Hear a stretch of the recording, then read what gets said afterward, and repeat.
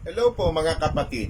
Salamat po sa Panginoon na tayo po'y binigyan ng lakas ng loob at saka kalakasan at wisdom na sana po'y bless ng Panginoong Diyos ang ating pag-aaral dito sa The Preacher's Note. Mga kapatid, patuloy po tayo sa pag-aaral patungkol po sa Acts chapter 15. Sorry, forgive my mouth, no?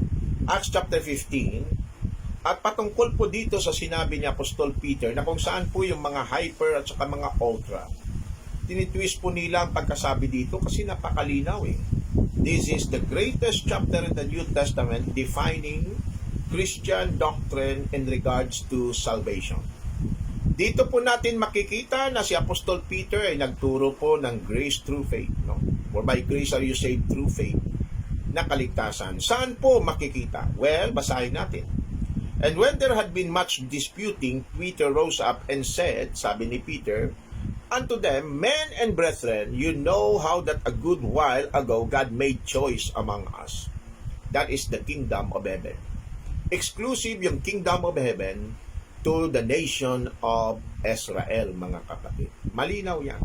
Matthew chapter 10, they are not allowed to go to preach on the Gentiles but Israel only. Matthew 10. You know how that a good while ago God made choice among us that the Gentiles. So anong comparison dito na sinasabi? It is about the Jews and the Gentiles. This is not only about the event. Sinasabi nga ni Peter ang nangyari doon sa kay Cornelius, hindi niya maintindihan kasi hindi po allowed yung mga apostle to go and witness to the Gentiles and yet inutusan po siya ng Panginoong Diyos to go to Cornelius. At that time, pwede naman na si Paul lang yung utusan doon eh.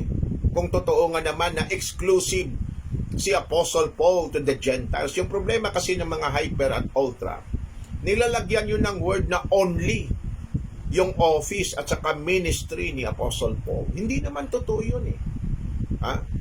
Malinaw sa Acts chapter 9 verse 15 na si Apostle Paul ay pinili ng Panginoong Diyos to bear His name sa mga Hudyo, sa mga hari, sa mga Gentiles sa mga hari, yun ang pagkasabi, and sa mga taga-Israel.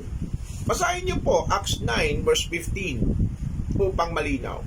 Kasi yung gumawa lang naman ng teaching na si Apostle Paul, exclusive sa mga Gentiles, at kung mayroong man Jew na nasave, Jew and Gentiles sa body of Christ, hindi po yung ministry ng mga apostle, kundi yung nasave lang sa panahon ni Apostle Paul. Ang problema ng mga ganong klaseng statement o doctrine or teaching, wala pong suporta mismo sa bibig ni Apostle Paul at saka sa salita ng Diyos. Zero, mga kapatid. Zero. So dito, ang sabi, that by my mouth should hear the word of the gospel and believe. Ang sabi ng mga ultra dito, iba daw yung gospel dito.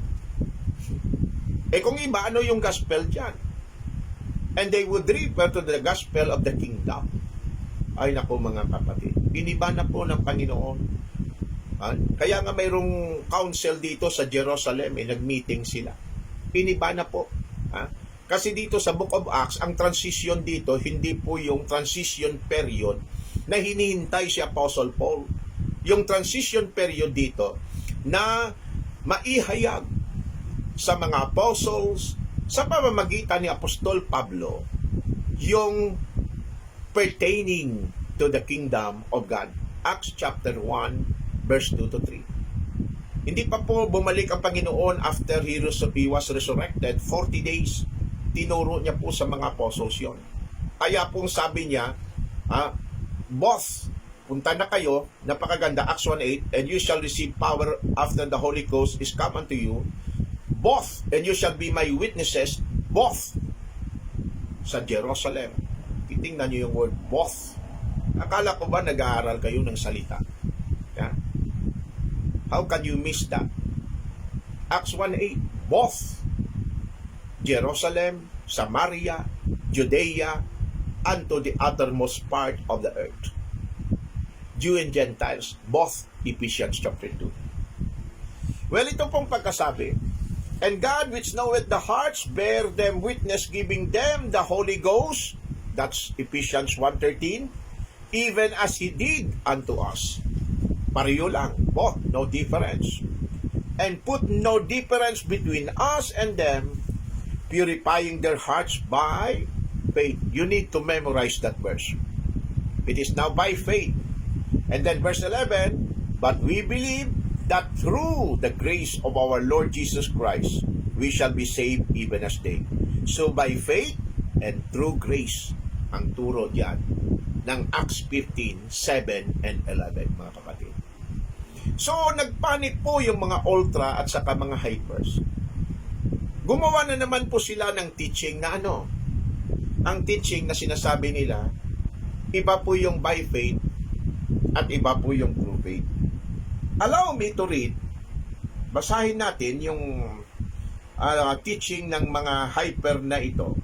At ito po ang kanilang pagkasabi. Ito pong pagkasabi nila na excuse. Tingnan nga natin. Sandali. Ito pong pagkasulat, to differentiate between by faith and through faith. Romans 3:30. Kasi sa Romans 3:30, sinasabi doon, mga kapatid, napakalinaw, to justify the circumcision by faith. So, ibig sabihin daw, na yung by faith ay para po sa mga Jew.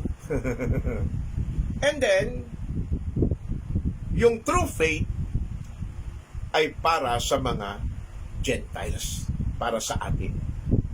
Kaya po daw sa Book of Hebrews chapter 11, ang pagkasabi, by faith Abraham, by faith Noah, by faith David. Lahat, puro by faith. Kasi hindi daw para sa mga Gentiles yun. Okay. So yung by faith daw, na para sa Jew, yan po'y tugma sa sinasabi ng Habakkuk, the just shall live by his faith. So itong sabi, note, before the cross, there was no assurance of salvation because their faith is accompanied by their works. If works failed, their faith fails. So by faith is about human or personal faith, and it is accompanied by works. Ito na naman, mga kapatid. True faith is the uncircumcision. It is the faith of Jesus Christ for those who believe. So ginawa nila ng demarcation line na naman. Nasobrahan na naman sa division. Well, all we need to do is to read the scripture. Ito pang pagkasabi ni Apostle Paul, Acts 26:18.